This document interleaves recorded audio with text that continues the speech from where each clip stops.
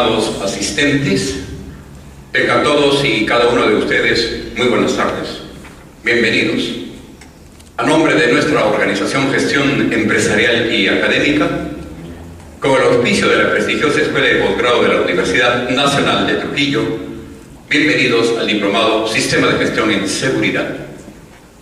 En esta oportunidad vamos a tratar un tema muy importante, un tema muy relevante. Se trata de legislación en seguridad y salud en el trabajo. Ley número 29783 y el Decreto Supremo 005-2012, Trabajo, Ley número 30-22-2, modificaciones de la ley. En esta oportunidad nos acompaña nuestro prestigioso ponente, el doctor Augusto Novoa Celis, médico, asesor consultor, auditor, conferencista y docente en temas de seguridad, salud y medicina ocupacional y ambiental. Es asesor experto de Centro de Salud y Clínicas Ocupacionales para su implementación como servicio de salud ocupacional acreditados por DIGESA. Posee una maestría en Medicina Ocupacional y del Medio Ambiente de la prestigiosa Universidad Peruana Cayetano Heredia. Es además auditor líder de sistemas integrados de gestión ISO 9001, 14001, OSHA 18001. Es director médico y responsable de la vigilancia de la salud de los trabajadores en Escamed Salud Ocupacional, clínica ocupacional acreditada por DIGESA como prestadora de servicios de salud ocupacional. Es también presidente del Comité de Seguridad y Salud en el Trabajo de ESCACOR-SAC. Posee además una maestría en Dirección Estratégica del Capital Humano, diplomado en Gestión de Personas, diplomado en Desarrollo Organizacional y además posee un posgrado de especialización en docencia universitaria. También es docente universitario de pre y posgrado y es un capacitador líder. Y en esta oportunidad va a desarrollar el tema que hemos anunciado: legislación en seguridad y salud ocupacional. Y lo recibimos con un fuerte aplauso. Muchas gracias.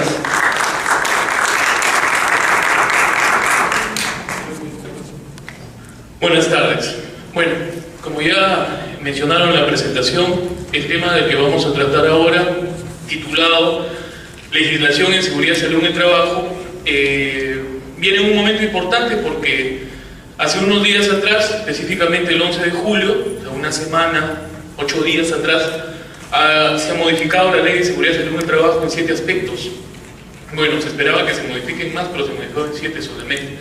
Y esos 7 aspectos, de manera prioritaria, los vamos a comentar hoy. Y ha surgido una nueva ley, que ahí la tenemos, la Ley 30-222, con la cual se modifica, les vuelvo a repetir, parcialmente. Y bueno, la ley anterior tiene 103 artículos, se han modificado solamente 6 de esos artículos y una disposición complementaria modificatoria de las 7 que tiene la ley. Por lo tanto, las modificaciones no son cuantiosas en número, pero de repente sí lo son en el sentido que desarrollan estas modificaciones que hoy vamos a comentar. Pero bueno, el resto de la ley sigue igual, ¿no? Y por lo tanto vamos a conversar de aquí en adelante de estos 3 documentos. Se dice que en los días siguientes viene un reglamento de la Ley 30-222. Eso está mencionado en la ley, en el cuerpo de la ley, pero aún no ha salido ese reglamento. Supongo que demorará pues unos meses. Los reglamentos normalmente toman un poco más de tiempo en desarrollarse luego de que las leyes son promulgadas, pero hasta el momento tenemos esos 3 documentos, que es en lo que nos vamos a centrar específicamente esta tarde. En nuestro país, hablar de legislación en seguridad y salud en el trabajo nos trae a consideración casi específicamente hablar de la ley 29783, su reglamento. Bueno, y ahora la 30-222, ¿no? Es decir, cuando nosotros hablamos de seguridad y salud en el trabajo en el país como requisitos legales o como perspectiva legal, seguramente consideramos, o a la cabeza se nos viene de primera intención esos 3 documentos. Sin embargo, no son los únicos que existen. Son seguramente los más relevantes, ¿no? Pero no son los únicos que existen, porque el espectro que encierra esta expresión seguridad y salud en el trabajo es muy amplio. Es decir, hablar de seguridad y salud en el trabajo es muy amplio y limitarlo a una sola ley, no solamente de repente el término no sea mezquino, quizá el término es, buenas tardes, el término es más bien reducido, ¿no? Entonces, hablar de seguridad y salud en el trabajo es muy amplio. Ahora, hablar específicamente de seguridad y salud en el trabajo desde una perspectiva de la legislación, no deja de ser amplio. Y aunque de primera intención hablar de este tema hace que traigamos a consideración la ley 29.18.3, el reglamento, ahora la 30.222, en realidad existen muchos documentos legislativos que están vinculados a seguridad y salud en el trabajo. Muchos. Y algunos de esos muchos están representados acá. Algunos de esos. Por ejemplo, hablamos, les decía, de seguridad y salud en el trabajo, se me viene a la cabeza de primera intención la ley. Sin embargo, por encima de la ley, buenas tardes, se encuentra la Constitución Política. La Constitución Política anterior, la que teníamos antes, la de 1978, era mucho más explícita en términos de describir los derechos de las personas, de los peruanos, en términos de seguridad y salud en el trabajo. La Constitución actual, que es la de 1993, la que está vigente y en la que nos regimos, ¿sí? No lo toma de manera explícita, sino que más bien deja como implícito los temas de seguridad y salud en el trabajo. Ahora, la pregunta es, ¿eso es bueno o malo? Pues veamos.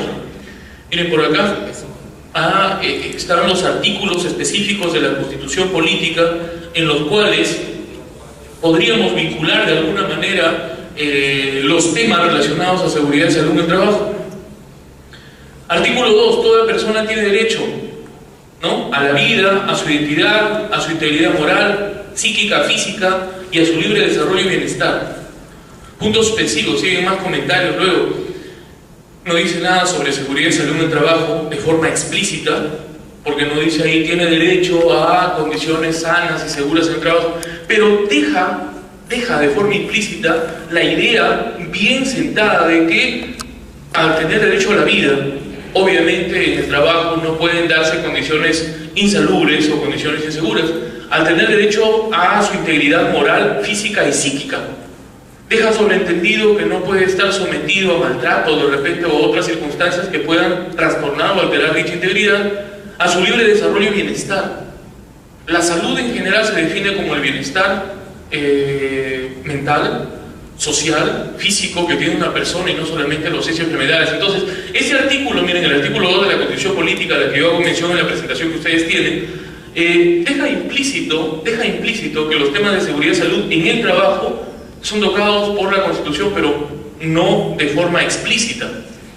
Otro artículo que ustedes pueden ver ahí es el artículo 7. El artículo 7 dice: todos tienen derecho a la protección de su salud, a la protección del medio familiar y la de la comunidad, así como el deber de contribuir a su promoción y defensa. Derecho a la protección de su salud, ¿no? Entonces, si nosotros hablamos de seguridad y salud en el trabajo, estamos hablando de salud ocupacional. La salud ocupacional es una parte de la salud pública, de la salud colectiva, que engloba a todas las personas que realizan actividades en una determinada organización como trabajadores, y aunque acá no mencione en ninguna parte del término trabajo, queda implícito que también se refiere a aquellas circunstancias. Por lo tanto, miren, en un siguiente artículo, que es este artículo 7, deja nuevamente sobreentendido el tema de que la Constitución también, de forma implícita, está, aunque de forma general, mencionando el tema de seguridad y salud en el trabajo. El artículo 9. El Estado determina la política nacional de salud. El Poder Ejecutivo norma y supervisa su aplicación y es responsable de diseñarla y conducirla en forma plural y descentralizada para facilitar a todos los acceso equitativo a los servicios de salud. Política Nacional de Salud.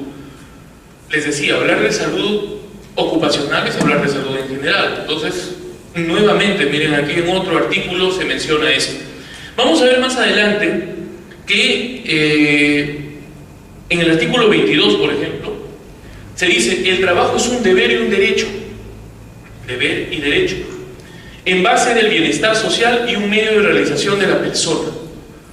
tampoco menciona los términos seguridad y salud en el trabajo, sin embargo, hace alusión a la realización de la persona, y no puede existir realización, hablando específicamente de esta expresión en términos de crecimiento personal, si es que no existen condiciones seguras, condiciones saludables. Entonces, ahí tienen, como está mencionado en las diapositivas que se les ha entregado, los artículos en los cuales la Constitución Política de nuestro país hace alusión a este tema de seguridad y salud en el trabajo, pero de forma indirecta y no de manera explícita, como sí lo hacía la Constitución del 78. Y les hice una pregunta al empezar esta presentación: ¿eso es bueno o malo? Pues yo considero que no tiene nada de malo que la Constitución, al ser un documento bastante general, en el cual se definen los lineamientos generales del quehacer legal de nuestro país, no tendría por qué mencionar de forma explícita aspectos puntuales que tienen que ser desarrollados por otros documentos. Sin embargo, al ser la Constitución Política el documento legal de mayor jerarquía en nuestra jerarquía normativa, hay que tomarlo en cuenta. Entonces, seguridad y salud en el trabajo en nuestro país debería empezar necesariamente observando la Constitución Política. En segundo lugar está esta ley, actualmente modificada. Escuché en las noticias hace unos días que dijeron se derogó la ley 29.183, eso es mentira, la ley no se ha derogado, la ley sigue vigente, tiene ciertas modificaciones, pero sigue vigente, y las modificaciones son pocas con respecto al total o al cuerpo de la ley. Esta ley 29.783 se publicó el 20 de agosto de 2011 en el Diario Oficial del Perú, en un día sábado, similar a lo que ha pasado esta vez. Bueno, esta vez fue viernes, el 11 de julio que se publicaba su modificación.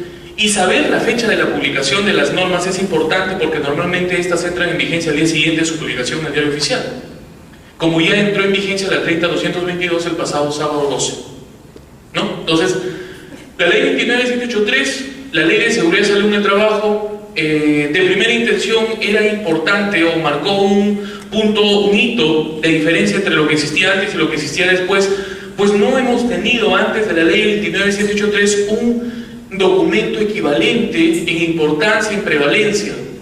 Algunos me dicen, pero antes de la 29.783 ya teníamos el Decreto Supremo 09/2005, el Reglamento de Seguridad y Salud en el Trabajo. Sí, ya lo teníamos.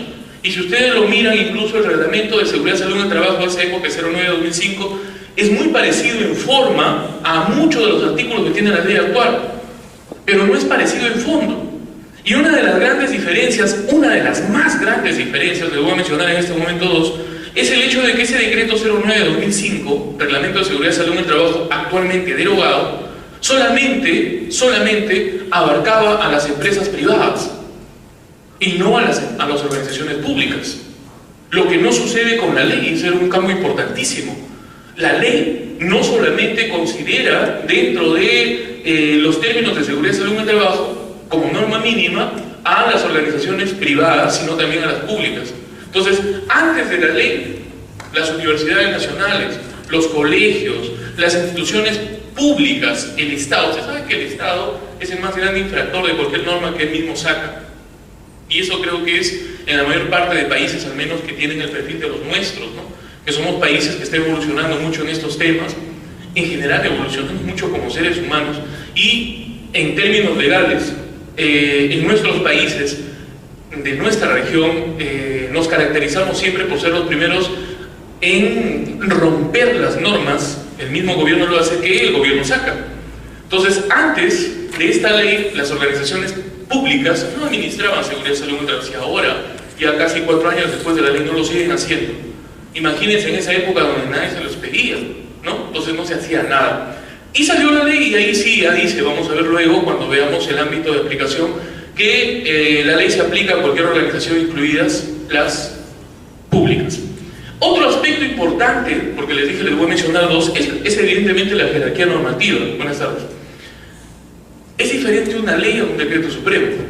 Entonces, la ley de seguridad y salud en el trabajo marcó un aspecto distinto, diferencial, en el sentido de que al ser una ley tenía mucho más prevalencia que el Decreto Supremo 09/2005. Algunos me dirán, pero ¿qué tiene eso que ver? Porque si son normas, pues tienen que cumplirse igual. Tiene mucho que ver.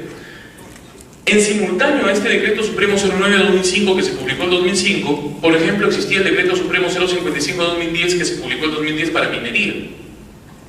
Y si bien el Reglamento de Seguridad, Salud en el Trabajo, que es el 09/2005, ahora derogado, ya existía cuando salió el 055 de minas, ¿sí? Las minas no querían cumplir el 09, porque decían, oye, ¿por qué vamos a cumplir el 09 si nosotros tenemos un reglamento de seguridad y salud, higiene minera, para nosotros específicamente? Para nosotros. ¿Por qué tendríamos que cumplir un decreto supremo? Porque acá dice que lo cumplen todas las privadas. ¿Saben qué? Hagamos un análisis jurídico, pues jurídicamente tienen el mismo nivel y por lo tanto nosotros vamos a cumplir el de minas y esto no lo vamos a cumplir. Y eso es lo que pasó, ¿no? Ese 055 trajo muchos vicios y uno de esos, muchos, esta no es una conversación específicamente acerca de temas de minería, podemos conversar algunas cosas luego, trajo muchos vicios, pero uno de esos fue aquel. Entonces, cuando salió la ley, pues se acabó ese problema que existía, porque todas las organizaciones, incluidas las empresas mineras, con su 055 que está ahí, 055 tiene que derogarse en muchas fallas. Ese 055 ya no tuvo los conflictos que tenía con el 09/2005, tuvo que aplicarse porque la ley era eso, era una ley, tenía mayor jerarquía normativa y por lo tanto abarcaba, incluía, incluso derogaba algunos aspectos, lo vamos a ver luego, derogó algunos aspectos y algunas personas de las minas recién se están enterando actualmente, varios años después, acerca por ejemplo de las notificaciones que antes se hacían a OCINERMIN y que actualmente tienen que hacerse al organismo de trabajo, y eso está en la ley 29.183. Entonces, como aspecto general.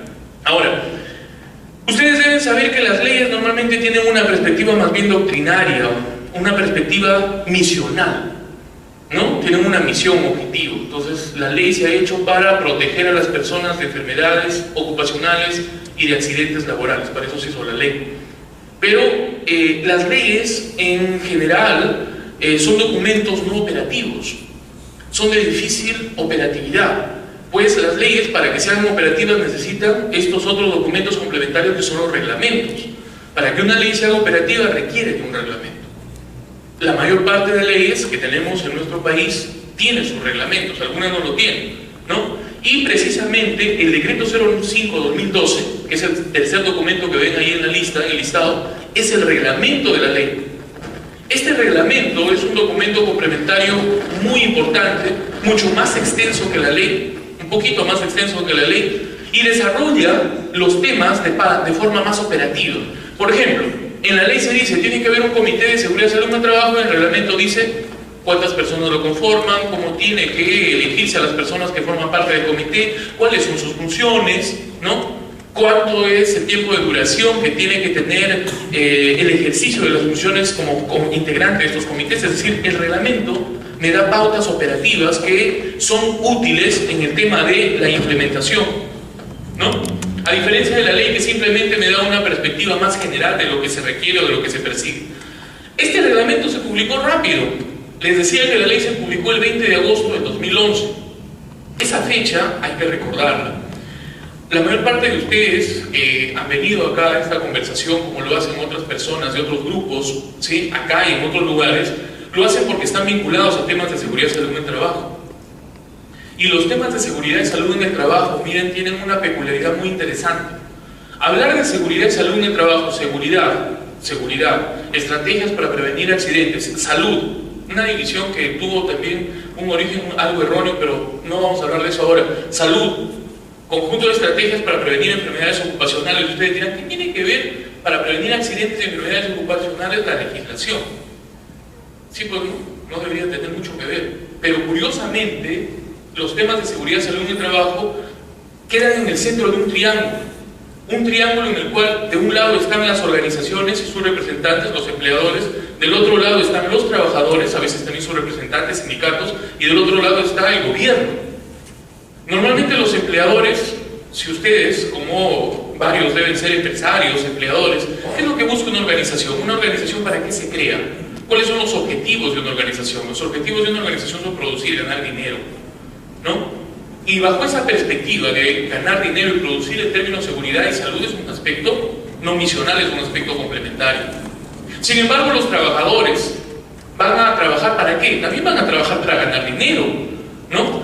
van a trabajar para ganar dinero, no van a trabajar para guardar su seguridad de salud, van a trabajar para ganar dinero, pero con eso sobreviven, satisfacen sus necesidades y las de sus familias. Sin embargo, para que puedan cumplir eficientemente estas funciones necesitan condiciones seguras de salud porque es un derecho, y los empleadores necesitan proteger esas cuestiones. No siempre se hace, no siempre los trabajadores lo piden, entonces el Estado entra ahí como un garante. Queda un triángulo en medio del cual están las leyes, y por lo tanto las leyes, cuando hablamos de seguridad y salud en el trabajo, están ahí siempre inmersas y jalando de uno para el otro lado, porque muchas leyes, muchas normas que salen son tomadas como por los empleadores como excesivas, ¿no? O por los trabajadores como deficientes, y por el Estado como señales de incumplimiento o falta de respeto hacia los derechos de los trabajadores. Entonces es un triángulo en el cual necesariamente hay que conocer las leyes, necesariamente, si estamos vinculados a esos temas. Ahora, de estas leyes es importante conocer ciertas cosas, y una de las más importantes es el tiempo en que están en vigencia. Es por eso que lo estoy mencionando y repitiendo en varias oportunidades, incluso lo he anotado en las diapositivas que siguen luego. El Decreto Supremo se publicó el 25 de abril de 2012, unos meses después. Recuerdan, lo otro viene de agosto, septiembre, octubre, noviembre, diciembre, enero, febrero, marzo, abril. Se publicó 8 meses después, 8 meses después que la ley, y entró en vigencia al día siguiente, o sea, el 26 de abril de 2012. Sin embargo, en este Decreto Supremo ustedes van a encontrar que las organizaciones están obligadas a cumplir lo que está estipulado en la ley y en el reglamento después de 30 días hábiles de la publicación, y esos 30 días hábiles de la publicación corresponden al 7 de junio del 2012. O sea, a partir del 7 de junio del 2012 las organizaciones debieron haberse alineado con cada uno de los requisitos establecidos tanto en la ley como en el reglamento. Eso debió pasar, ¿no? Si no lo hicieron, bueno, eso es parte de otra historia, pero eso es lo que debió pasar. Entonces, ahí está la ley 2983, está el Decreto Supremo 05-2012 TR, el reglamento de la ley, que me da pautas de operatividad, y hasta 2 semanas atrás no existía en esta diapositiva ese cuarto documento que es la ley número 30-222, no había ahí, no existía. Estaban solamente los otros. ¿Por qué? Porque esta ley 30-222, si bien la conocíamos en proyecto, esta ley 30-222 acaba de publicarse el viernes de la semana pasada, el 11 de julio, en el Diario Oficial del Peruano, y es una ley que modifica 7 aspectos de la ley 29-783. Modifica 6 artículos. El artículo 13, 26, 28, 32, 49, el inciso D, 49, 76, 6 artículos y una disposición complementaria modificatoria. Vamos a ver luego cuál es. O sea, solamente modifica 7 aspectos. La ley tiene 103 artículos, de esos 103 artículos se han modificado 6. Eso significa que quedan más de 90 artículos sin modificarse, entonces la ley no se ha derogado, simplemente está modificada. Ese es el término, parcialmente modificada. Si queremos utilizar incluso una expresión que define el grado de modificación, deberíamos decir levemente modificada. Les dije que vamos a analizar específicamente los aspectos relevantes de estas modificaciones, pero en estructura, solamente 6 artículos y una disposición complementaria modificatoria han tenido cambios en esta 30-222. Posiblemente en las semanas o en los meses siguientes tengamos que agregar debajo de esa ley 30-222 un espacio más para su reglamento. Porque cuando veamos, porque lo vamos a analizar en detalle la 30-222, vamos a ver que esta 30-222 menciona que en las semanas siguientes va a generarse un reglamento para esta ley. Esperemos que sí, porque como voy a comentar luego, los cambios que hay en esta ley son muy pobres con respecto a lo que se esperaba. Se esperaban cambios en un sentido diferente. Bueno, esta conversación y lo que viene después de esta diapositiva se centra específicamente en esos 3 documentos, en los 3. La ley 29-783, el decreto 05-2012 y ahora la ley 30-222, que es la que ha modificado los artículos y la disposición complementaria que he mencionado, ¿no? Ahora, sin embargo, les mencionaba, ¿no?, desde el principio, los demás documentos son documentos que de alguna manera complementan y están vinculados a los temas de seguridad y salud en el trabajo. Por ejemplo, el quinto documento que ustedes ven ahí, que tienen en su presentación, en la que les han entregado, en físico, la resolución ministerial 148-2012, es un documento que se publicó ese año y es el único que se ha publicado específicamente dirigido en estos conceptos al sector privado, al sector público, marcando un conjunto de parámetros y pautas para que en las organizaciones públicas, en el sector público, se lleven a cabo las elecciones de los comités de seguridad y salud en el trabajo. Si bien para el sector privado no existe un documento equivalente, las organizaciones privadas han observado este documento y lo están utilizando como referencia para hacer sus elecciones, porque en ninguna parte dice que, aunque está dirigido al sector público, no lo puede utilizar el sector privado. Y a carencia de uno específico para el sector privado, está bien que lo haga 148-212. En marzo del año pasado salió esta resolución ministerial 050-2013. Vamos a hablar un poco de esto luego, porque precisamente los cambios a los que se hace alusión en la ley 30-222 están orientados, uno de los cambios, al tema de los registros. La Ley de Seguridad y Salud en el Trabajo establece que toda organización debe tener un sistema de gestión de seguridad y salud en el trabajo. Sistema de gestión de seguridad y salud en el trabajo. Quisiera detener un momento acá. Este es un avance bastante grande en temas legislativos en nuestro país. Nosotros, ustedes posiblemente hayan escuchado en otras conversaciones previas, en otros lugares, en las universidades en las que estudian, en los círculos en los que se desarrollan, que actualmente en nuestro país y en el mundo, existe la tendencia a gestionar sistémicamente varias cosas. Gestionar sistémicamente varias cosas. Por ejemplo, deben haber escuchado acerca de la gestión sistémica de la calidad o sistemas de gestión de calidad. Deben haber escuchado de los sistemas de gestión medioambiental, de los sistemas de gestión de inocuidad alimentaria, de los sistemas de gestión de informática, de los sistemas de gestión de seguridad y salud en el trabajo. En este momento en el Perú y en el mundo existe la tendencia a gestionar sistémicamente varias cosas. ¿Por qué lo estoy repitiendo varias veces? Porque no siempre que se gestiona se lo hace sistémicamente. Por ejemplo, yo les puedo hacer una pregunta a ustedes, no es necesario que levanten la mano y la respondan, salvo que quieran hacerlo. Es una pregunta, simplemente para que ustedes reflexionen. ¿En sus organizaciones se hace algo por seguridad y salud en el trabajo? Si dicen sí, si ustedes mentalmente están respondiendo sí, significa que en su organización se gestiona seguridad y salud en el trabajo. Se gestiona. La segunda pregunta es, ¿usted cree que en esa organización en la que usted trabaja y dice que se gestiona la seguridad y salud en el trabajo, todos conocen sobre seguridad y salud en el trabajo, sobre objetivos de seguridad y salud en el trabajo, sobre la importancia de su papel en esos temas y así, Si usted dice que sí, he dicho todos, o sea, el que barre, el que limpia, la señora que ingresa a la organización y que no trabaja ahí, ¿no? Pero que ve una política por algún sitio, ¿no? O que entra al website de su empresa y lee la política, conoce algo. Si todos conocen, saben la importancia de su papel, saben los peligros más relevantes que existen en su organización, posiblemente usted tenga una gestión sistémica en su organización. Si la respuesta fue no, que estoy seguro que es en la mayoría, estoy seguro, simplemente tienen una gestión. Y si las dos preguntas eran ¿qué es eso?, significa que no tienen ni siquiera gestión, posiblemente. O quizá tengan una gestión tan solapada que no lo conocen todas las personas, y es por eso que algunas de las que están acá presentes, que trabajan en las organizaciones, no han tomado conocimiento de que existe ese sistema o esa gestión. Entonces, una cosa es gestión es hacer. Una cosa es hacer algo por seguridad y salud en el trabajo, y otra cosa es una gestión sistémica.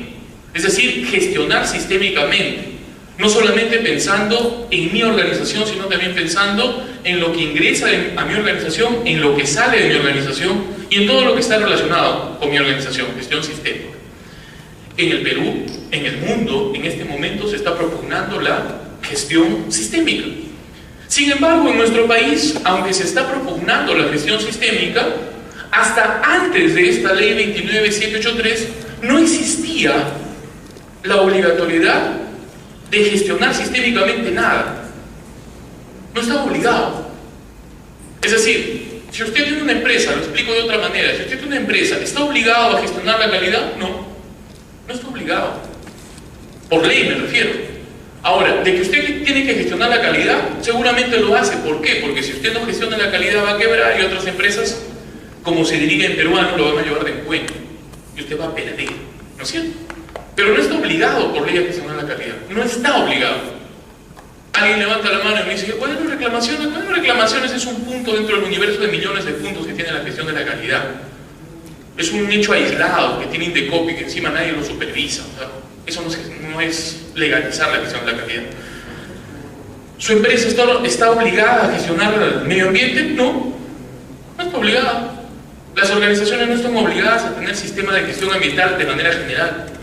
¿Estamos obligados a tener sistemas de inocuidad alimentaria? No. ¿Estamos obligados a tener sistemas de seguridad informática? No. El primer y único sistema que se ha hecho legalmente obligado es el sistema de gestión de seguridad y salud en el trabajo. El primero. Y ese ha sido un paso gigantesco. Ahí empecé, les dije, recuerdan, voy a salir un momentito y les voy a comentar algo. Esto ha sido un paso gigantesco que ha cobrado sus impactos. Tiene sus impactos, esto de acá. Es decir, nosotros, antes de la ley 29783, antes de esta ley, miren que salió en 2011, acá, el antes, y acá, aquí estamos nosotros, 2014, ¿sí? Esto es el antes, esto es el después. Nosotros no teníamos por obligación que gestionar sistémicamente nada.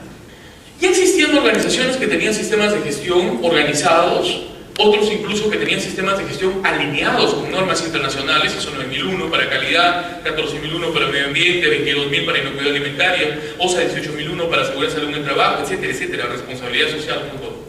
Pero no todas, esas eran la minoría, pues el 1% de las organizaciones del país. La mayoría no tenían sistemas de gestión y además de no tener, no sabían nada de los sistemas de gestión. Nada. Y legalizar en un momento un sistema de gestión ha traído sus impactos. Porque tú le estás prácticamente entregando, es como si llegaban los españoles, nos encontraban a nosotros los incas y nos regalaban un carro. O sea, ¿qué haces con el carro? No sabes conducir, no sabes para qué sirve, posiblemente estés corriendo. Antes de que te expliquen qué es el carro, estés tan lejos, asustado, que ni siquiera sepas, ni hayas escuchado lo que significa. No sepas su utilidad, no sepas nada. Cuando llegaron los españoles acá, se dice, ¿no es cierto? Se dice que nosotros aún no conocíamos la rueda. Entonces imagínate ver un carrito, hubiera sido muy raro. Pues algo no tan extremo, pero de repente podemos utilizar esa comparación. Ha sucedido cuando en 2011 se hace obligatorio que se gestione de forma sistémica la seguridad y salud en el trabajo en las organizaciones del país. Porque les dije hace un momento, ¿no? Las organizaciones públicas no conocían de este tema, hasta ahora no lo conocen. Yo les digo, yo veo acá gente joven, acá debe haber gente haciendo el pregrado, ¿no? Gente que siempre anda buscando temas de tesis para pregrado.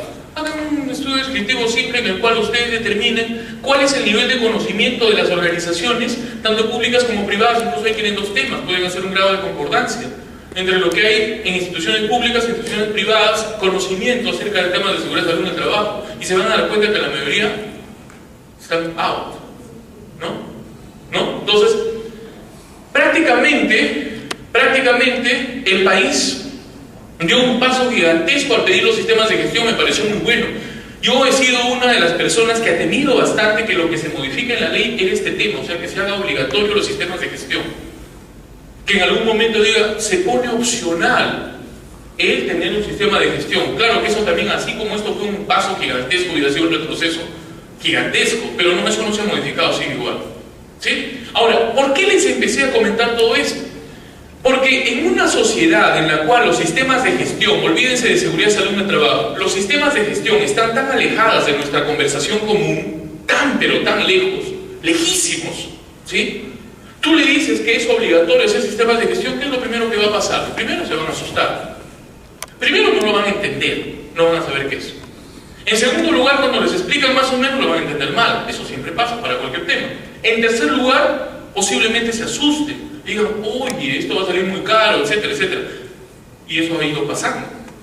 Eso ha ido pasando, por eso es que las organizaciones se han ido quejando y producto de esas quejas es que han surgido estas modificaciones, ¿no? Sin embargo, déjenme decirles que las modificaciones no han solucionado el problema de las quejas. No lo han hecho. Esta resolución ministerial 050-2013 TR, de la que estuve hablando y me salí para conversar todo esto, les dije quiero comentarles algo, es un documento bastante extenso, se publicó en marzo del año pasado y tiene algo de 110 y más páginas. Y en este documento, la resolución ministerial 050, hay una suma de registros que el Estado los ha puesto ahí para orientar a las organizaciones de cómo deben documentar su sistema de gestión. Y es que los sistemas de gestión tienen dos maneras de comprobarse, que existen. Uno es a través de sus resultados y otro es a través de los documentos. Evidentemente lo más importante son los resultados. Si una organización tiene un sistema de gestión, ¿cuál debería ser el resultado esperado? 0 accidentes, 0 enfermedades ocupacionales. Ese debería ser el resultado esperado. Pero como yo no siempre puedo de repente reflejar esos resultados, puede ser que yo tenga 0 accidentes, 0 enfermedades y no tenga sistema de gestión y sea una cuestión del azar. Entonces yo necesito comprobar que la organización tiene un sistema de gestión y para eso están los documentos. Entonces todo sistema de gestión debe tener documentos. Debe tener registros, debe tener documentos, debe tener procedimientos documentarios, etcétera, etcétera, etcétera, etcétera. ¿De acuerdo? Precisamente esta resolución ministerial 050-2013 incluye los formatos referenciales, miren. Formatos referenciales con información mínima que deben contener los registros del sistema de gestión. ¿Ok? Ahora, cuando esto salió en marzo, se suponía entonces que los sistemas de gestión tenían que contener eso, y ese fue el primer gran susto que tuvieron las organizaciones, especialmente las pequeñas, las chiquitas y los grandes asesores que aparecieron de ahí en adelante. Se asustaron y dijeron, oye, ¿cómo vamos a completar tanto formato? Eso va a ser muy difícil, no entendemos nada de lo que ahí dice, es un gran problema, y empezaron a quejarse. Ya les dije cuáles son los antecedentes de esto, y producto de esas quejas salió ese documento, el tercero, empezando desde abajo, la resolución ministerial 085-2013. Esa resolución ministerial 085-2013 es un sistema simplificado de registros del sistema de gestión. Y en este momento las organizaciones pequeñas se alegraron un poco, dijeron, caramba, ¿no? O sea, tenemos un sistema simplificado de registros y por lo tanto se nos ha solucionado el problema. Pero no es así, no se solucionó nada el problema. Y creo que hasta ahora no lo han entendido. No solucionó en nada el problema. Y yo les voy a poner un ejemplo para explicarles esto. Vamos a suponer que ustedes estudian en determinada universidad, ¿sí? Y en el sílabo, al empezar el curso, dice que ustedes deben presentar una tesina, ¿sí? Una tesina al final del curso que debe tener 50 páginas y que debe incluir una investigación, por ejemplo, sobre sistemas de gestión, no sé, de seguridad, salud en el trabajo basada en la OSAS 18002. Y ustedes lo leyeron el primer día de clase y no entendieron nada. Dijeron, ¿qué será esto? No sé. ¿No? Un ciclo académico en una universidad convencional dura 16 semanas. Ustedes van por la semana 10 y en el sílabo está escrito. Y ustedes dicen, uy, no se entiende, ¿qué haremos? Y llega la semana 13 y ustedes no han hecho nada. Llega la semana 14, llega la semana 16 y el profesor llega y les dice, señores, su tesina es la próxima semana de la presentación. Entonces ustedes dicen, maldición, no hemos hecho la tesina. Y la tesina dice acá que es obligatorio para aprobar. Entonces, ¿qué hacemos? Fácil. Por ahí siempre hay un revoltoso y dice, amigos, tengo una sugerencia. ¿Qué les parece si nos reunimos y nos quejamos del profesor?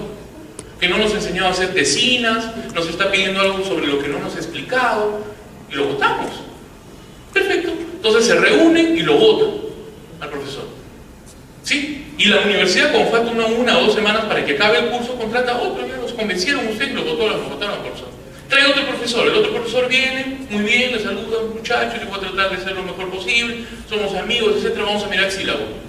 El sílabo dice tesina, ya. El profesor les ha pedido para hoy, ya pues yo le voy a dar una semana más, la otra semana para hacer su tesina. Si no, no apruebo.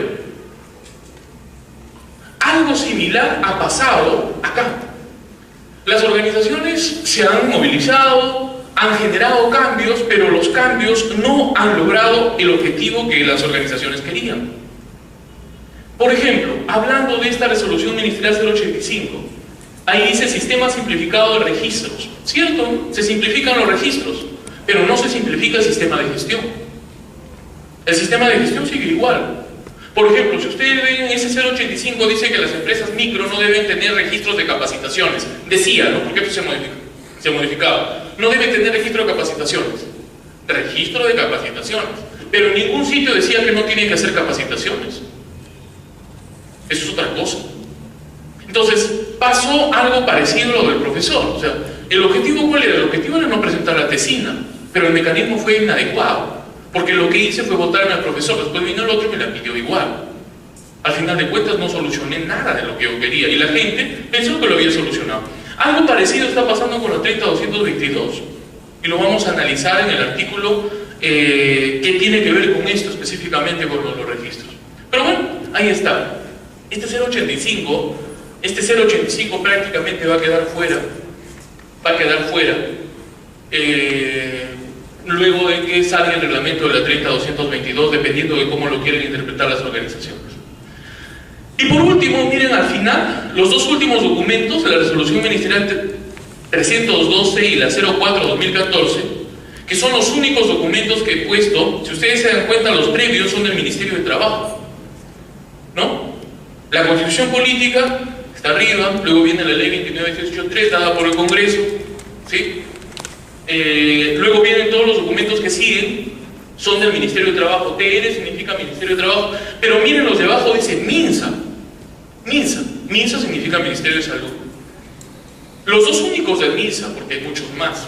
He puesto ahí dos: la resolución ministerial 312 de 2011, que está relacionada con la vigilancia de la salud de los trabajadores. Buenas tardes, ¿sí? Vigilancia de salud de los trabajadores, y la resolución ministerial 04/2014, que habla de los requisitos que deben tener los médicos ocupacionales que hacen actividades en empresa y que en general hacen evaluaciones médicas ocupacionales.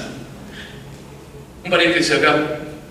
Por ejemplo, una de las cosas que se anunció con bombos y platillos y que ha salido incluso publicado en periódicos, ha salido en El Comercio, ha salido en otros periódicos de circulación nacional, incluso ha estado en las redes sociales como parte de los periódicos, era de que esta ley 30.222 había modificado el hecho y la obligatoriedad de que las empresas contrataran médicos ocupacionales. Cuando salió la ley no dice nada de eso. No dice nada de eso. ¿Y saben por qué? Porque lo mismo que pasó con los alumnos del profesor de la tesina, hace un momento les di el ejemplo, cuando las empresas representadas por la Cámara de Comercio de Lima y la CONFIEP fueron al Congreso buscando modificar la Ley de Seguridad y Salud en el Trabajo, una de las cosas que perseguían era precisamente que no haya médicos ocupacionales en las empresas. Ese era uno de sus objetivos. Pero lo que han hecho en el camino ha sido tan malo que al final han logrado modificaciones, pero en esas modificaciones no se están cumpliendo estrictamente los objetivos que perseguían. O sea, se han equivocado en los mecanismos para lograr el objetivo. La Ley de Seguridad y Salud en el Trabajo, la modificación, la 30.222, no dice nada, absolutamente nada, con respecto a la contratación de médicos ocupacionales en las empresas. No dice que no se van a contratar, ni que sí, ni que se deroga esto, ni que se deroga lo otro. Por lo tanto, esos documentos de abajo siguen vigentes.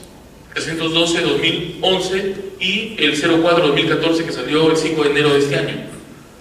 Siguen vigentes, son documentos recientes, siguen ahí. Entonces, terminando esta primera diapositiva que nos ha demorado un poco más, hacer el comentario. De hecho que va a ser un tema pesado, ¿no? Para las personas que están saliendo del quinto sueño. De hecho que esta es una conversación pesada, porque es una conversación de legislación, ¿sí? Y como es una conversación sobre legislación, hay muchas cosas que comentar, muchas. En las diapositivas solamente están los aspectos más relevantes. Este es un tema sobre legislación y espero que se nutra al término de la conversación con las preguntas y opiniones que ustedes puedan dar con respecto a las normas que están acá o a otras que existen, vinculadas a seguridad y salud en el trabajo, porque es un tema muy amplio, bastante amplio, ¿sí? Y seguramente, a diferencia de otros temas que son más técnicos, este debe ser un tema un poquito doloroso y aburrido para los oídos y para nuestra capacidad de tolerancia, porque se mencionan muchas letras, se mencionan nombres, se mencionan fechas, ¿no? Periodos. Por ejemplo, esta resolución 312 dice cuánto tiempo deben guardarse las historias ocupacionales de las personas que son evaluadas en las clínicas ocupacionales. 40 años, fechas, ¿no? Puntos. Y eso hace que sea un poco pesado. Sin embargo, vamos a tratar de que no lo sea tanto. Aparte de estas normas, hay muchas más que están relacionadas con seguridad y salud en el trabajo. Muchas más. Acá acá no hay ni siquiera la quinta parte ni la décima parte de lo que son normas relacionadas a seguridad y salud en el trabajo. Las tres más importantes, les he mencionado cuáles y son las que vamos a tratar de aquí en adelante, porque es imposible tratarlas todas. Solamente vamos a tratar las tres más relevantes. Ley de Seguridad y Salud en el Trabajo, la segunda que está ahí en la lista, Reglamento 05-2012 y la Ley 30-222 que acaba de publicarse. ¿Para qué estudiamos las leyes no solamente de seguridad y salud en el trabajo?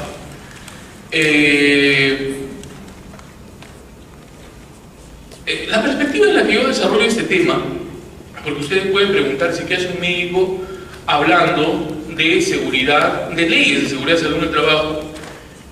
Lo que pasa es que, como bueno, dijo la persona que me presentó, yo soy médico ocupacional, soy médico formado como médico ocupacional, no soy médico de salud ocupacional, soy médico ocupacional y médico ambiental, ocupacional y de medio ambiente. Pero adicionalmente soy implementador de sistemas de gestión. Yo me he formado como implementador de sistemas de gestión. Auditor es diferente. Implementador, también soy auditor. Implementador. Un implementador de sistemas de gestión es una persona que construye un sistema de gestión a partir de lo que existe en una organización. Eso es un implementador. Sistemas de gestión no solamente seguridad y salud en el trabajo, calidad, inocuidad alimentaria, responsabilidad social, medio ambiente, seguridad y salud en el trabajo. 5, porque hay muchos más, hay muchos sistemas de gestión. Y como parte de esas funciones de implementadores de sistemas de gestión, cuando uno implementa un sistema de gestión, cuando uno construye un sistema de gestión, ese sistema de gestión se construye en base a algo. ¿Y en base a qué se construye? Se construye en base a requisitos. Requisitos. Es decir, cuando yo voy a una organización, a mí me contratan las organizaciones y me dicen, señor, quiero que me construya mi sistema de gestión, que me implemente mi sistema de gestión. Yo tengo que decirle en base a qué quiere que le implemente el sistema de gestión. O sea, en base a qué quiere, señor. Usted quiere, por ejemplo, quiere un sistema de gestión de seguridad y salud en el trabajo, ¿no? Porque la ley dice que todas las organizaciones, en el artículo 17 de la ley dice, las empresas, las organizaciones deben adoptar un enfoque sistémico de seguridad y salud en el trabajo, es decir, tener un sistema de gestión. Ok. Las empresas llaman y dicen, quisiera tener un sistema de gestión de seguridad y salud en el trabajo. Muy bien. ¿En base a qué requisitos? Requisitos de la empresa. Sí, en base a qué requisitos. ¿Usted quiere tener, por ejemplo, un sistema de gestión de acuerdo a los requisitos de OSA 18001? ¿O quiere tener un sistema de gestión de seguridad y salud en el trabajo de tipo no SAISTE? ¿O quiere tener un sistema de gestión de seguridad y salud en el trabajo en base a requisitos de la ley peruana? ¿O quiere tener un sistema de gestión de acuerdo a otros requisitos? De repente usted tiene algunos. Porque a veces me ha pasado, me ha sucedido, que me han llamado algunas empresas donde laboratorios, por ejemplo. Laboratorios. Los laboratorios, bueno, hay muchos tipos de laboratorios, pero hablemos de los laboratorios donde se hacen exámenes sanguíneos, ¿no? Exámenes de muestras, ya sea para humanos o para animales, laboratorios veterinarios, laboratorios de tipo. Y estas personas manejan mucho el tema de bioseguridad, bastante el tema de bioseguridad. Entonces me llaman y me dicen, quiero que me implemente un sistema de seguridad y salud en el trabajo. Y yo tengo algunos requisitos. O sea, requisitos que, aparte de que están en la ley o que están en OSAS o que están en otros documentos, ellos han desarrollado. ¿Por qué? Porque todas las personas que trabajan en esos laboratorios son microbiólogos, son patólogos, parasitólogos, son inmunólogos, conocen tanto del tema que tienen la experticia para haber implantado unos requisitos propios organizacionales y querer que esos requisitos se los implemente en un sistema de gestión, ¿no? Entonces, cuando nosotros implementamos, porque por acá empezamos, cuando nosotros implementamos necesitamos reconocer requisitos. Los primeros requisitos que se implementan siempre en un sistema de gestión son los requisitos legales. Esa es otra de las razones por las que estudiamos las leyes en temas de seguridad y salud en el trabajo. Es decir, si usted en una organización, los que están acá, pueden ser, 1, los jefes, o sea, los empleadores. 2, pueden ser los gestores, es decir, las personas a quienes han contratado para implementar un sistema de gestión. 3, pueden ser auditores, personas a quienes han contratado para auditar el sistema de gestión. Pueden ser vigilantes, es decir, las personas que vigilan que el sistema de gestión se cumpla efectivamente, miembros del comité. ¿Para qué existen los comités? Entre otras cosas, para vigilar que el sistema de gestión funcione. ¿no? Pueden ser representantes del gobierno, que se están formando como auditores para formar parte de las filas de SUNAFIL, a partir de los años siguientes empezar a ejercer su función. O pueden ser participantes de una organización como trabajadores, simplemente que quieren conocer cuáles son sus derechos, qué cosas la ley les ampara para que se proteja su seguridad, salud en el trabajo. Es decir, su papel está vinculado a seguridad, salud en el trabajo. Y en el papel en el que se encuentren, ustedes deben saber que lo primero que se tiene que reconocer en un sistema de gestión es buscar que esté implementado. Y para que esté implementado es buscar qué requisitos respaldan su implementación. ¿Qué requisitos? Y los primeros requisitos que deben respaldar la implementación de un sistema de gestión son las normas legales del país. Y digo del país porque si usted es un ingeniero de higiene, un ingeniero de seguridad o cualquier otra profesión y viaja a Estados Unidos o viaja a Ecuador o a Australia, si va a implementar los requisitos de OSA 18001, los requisitos son iguales en cualquiera de esos países que he mencionado, pero los requisitos legales son diferentes, son distintos, porque cada país tiene sus requisitos legales, entonces es diferente. Entonces, en cualquier país, lo primero que empezamos en la implementación es aplicando los requisitos legales, y para aplicar los requisitos legales primero hay que identificarlos. Y esta conversación, esta tarde, tiene ese objetivo. Entonces, la conversación que nosotros estamos desarrollando es una conversación bajo la perspectiva de la búsqueda, el control o la descripción de un sistema de gestión de seguridad y salud en el trabajo basado en requisitos legales. Por ahí está el camino, ¿sí? Por ahí está el camino. Y ese es el enfoque que le vamos a dar y es el enfoque que vamos a utilizar para desarrollar esta conversación. Ahora, punto. En este camino de reconocer los requisitos legales para entender los sistemas de gestión y su implementación, la pregunta del $1.000.000 ¿es necesario conocer la ley de manera superficial o hacerlo de forma profunda? La respuesta es de forma profunda. Si bien los implementadores, a diferencia de los auditores, ustedes han escuchado seguramente sobre los auditores son personas que deben conocer los requisitos de manera muy profunda, ¿sí?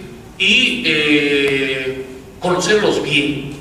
Los implementadores también los deben conocer bien y de forma profunda, pero tienen más tiempo para hacerlo. Porque si a usted en algún momento lo contrata para ser implementador en una empresa, puede ir con su ley, con su reglamento, su 30.222 y llevarlas a todo sitio, y en el momento en que va a trabajar, abrir, leer y recordar lo que se olvidó. Lo que no pasa con un auditor, que no puede darse ese lujo, ¿no? Porque tiene que conocerlo todo en un determinado momento y no puede sentarse a mirar las normas mientras va auditando, es imposible. Sin embargo, aunque no le estamos dando una perspectiva de auditoría en este momento, sino más bien de implementación de sistemas de gestión, el conocimiento de las normas debe ser bueno. Yo soy profesor universitario hace muchos años atrás y permítanme hacerles un comentario. Una de las características de nuestra educación peruana y que siempre comentamos con los estudiantes es el hecho de que nos hemos vuelto muy superficiales, ¿no? En el Perú, me refiero, como sociedad, somos muy superficiales. Y acá hay muchos estudiantes universitarios y van a compartir conmigo la opinión que han compartido muchos de mis estudiantes en los años anteriores, en que me dicen, doctor, todo el tiempo fue así, que solo para los exámenes se estudian las diapositivas que nos dan o las presentaciones que nos entregan. Bueno, no sé si todo el tiempo habrá sido así, pero yo recuerdo que ha sido así, pero también recuerdo que en otros lugares no es así, ¿no? Nosotros somos muy superficiales. Nos acostumbramos a superficializar mucho las cosas y no debería ser así. De repente por eso es que como país no nos va muy bien, no nos va demasiado bien, ¿no? En muchas de las cosas que hacemos. Entonces, este es un buen momento para dejar esa superficialidad. Cuando hablamos de implementación de sistemas de gestión, y el que sea, pero en este caso estamos hablando de seguridad, salud en el trabajo, se tienen que conocer bien los requisitos, no a medias, no un poquito, no la parte superficial, se tiene que conocer bien los requisitos. Bien, entonces, partiendo de eso, es que nosotros vamos a estudiar de aquí en adelante lo que viene, y en base a eso es que yo he preparado estas diapositivas para ustedes en el sentido en el que está. En esta diapositiva que ustedes ven acá, que es la tercera recién de la que tenemos, está el esquema o la estructura general de la Ley de Seguridad y Salud en el Trabajo, que nos va a servir como referencia y que ustedes deberían comprobarla y observarla descargando la ley y teniéndola impresa para que la puedan analizar.